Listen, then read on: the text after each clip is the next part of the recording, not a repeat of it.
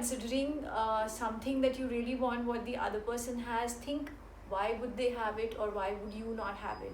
So if it's anything related to your lifestyle, definitely go for it, have a goal in mind. But if it's anything related to your genes, then come on, let it be.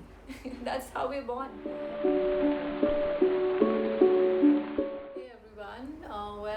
Today, as you can see, my hands are running all through my hair. So definitely we are going to talk about my hair care routine because a lot of you have been asking me about that.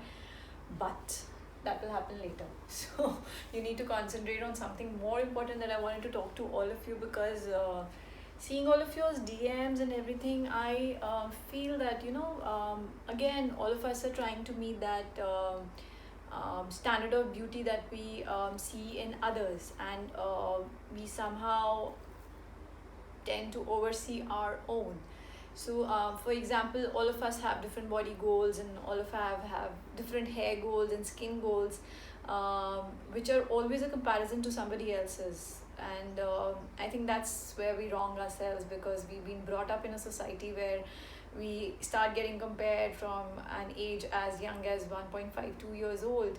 And the worst part is when you hit puberty and you're going through your tough teen years, listening to all those things that her daughter is fairer or slimmer or taller, can be quite hurtful when you're growing up.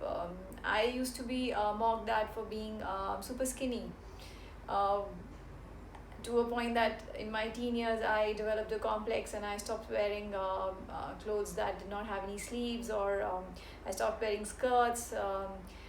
But then you gotta pull yourself out of that complex on your own. So I'm sure all of us have had our share of complexes, either given by someone, or because we try to match up to some other beauty standards.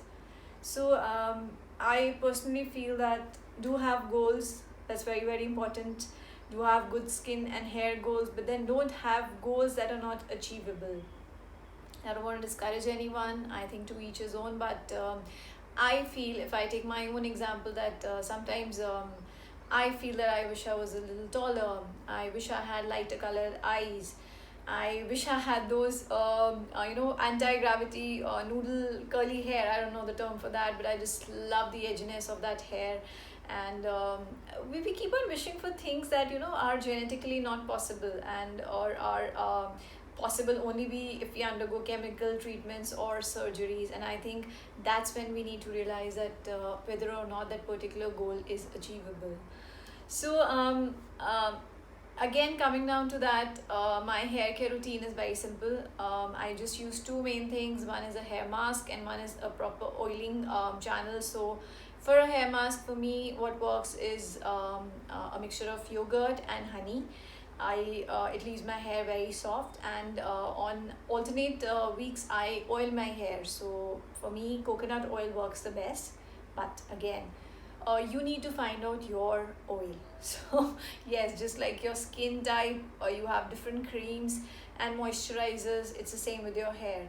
So for me, for example, sarson ka tel or mustard oil does not suit me, and my skin breaks out, and olive oil does not suit me. It's too heavy for my scalp because I already have an oily one.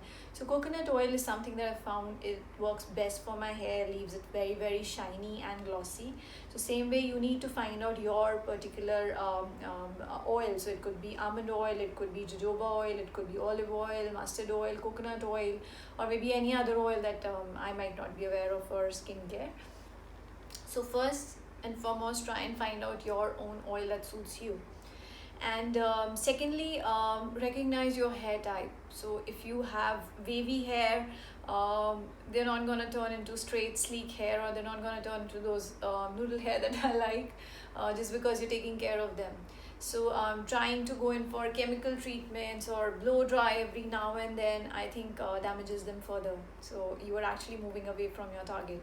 So try to take as much care of your hair as possible, and try and minimize chemical and hot air damage to it. And trust me, your hair is going to love you back.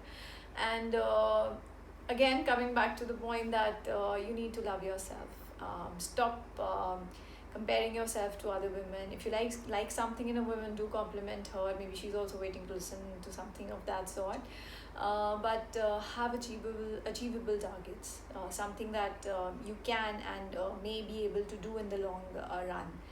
And for me, for example, I've given up on having those curly hair because I know I'll have to go in for a chemical treatment, and I love my body and my hair too much to do that kind of a damage to it. So one more thing that I would say, that if still you feel something is like a major flaw in you, there's something very beautiful I once read. The best way to hide your flaws is not to mention them. So stop pointing out your flaws to others, giving them a chance to again point out two more things at you. Love yourself, only then other people will love you. Appreciate yourself, only then other people will appreciate you. Because no matter how much we deny, we look up to appreciation and love from somewhere outside as well. But then it begins from our own self, and try and do that. See the magic that it does to your body, and respect your genes, respect whatever you've been passed on, and try and nourish and love that particular thing, that particular attribute. There may be so many women around you who want that particular thing that you have, but you are wanting something else. So it's always a cycle, but you need to break it, come out of it, love yourself, and I think on that note, we definitely are good to go.